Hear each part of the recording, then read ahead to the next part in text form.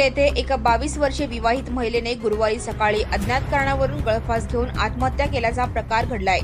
या प्रकरणी मंद्रुप पोलीस ठाण्यात अकस्मात मयत म्हणून नोंद झाली आहे। प्रतिज्ञा सचिन बिराजदार वय 22 राहणार विंचूर तालुका दक्षिण सोलापूर असे आत्महत्या केलेल्या महिलेचे नाव आहे।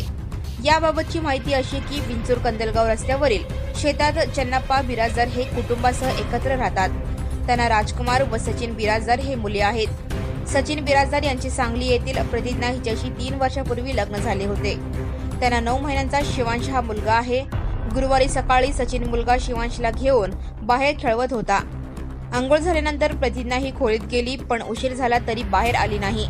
तेव्हा सचिन याने तिला दरवाजा उघडण्यासाठी हाक मारली।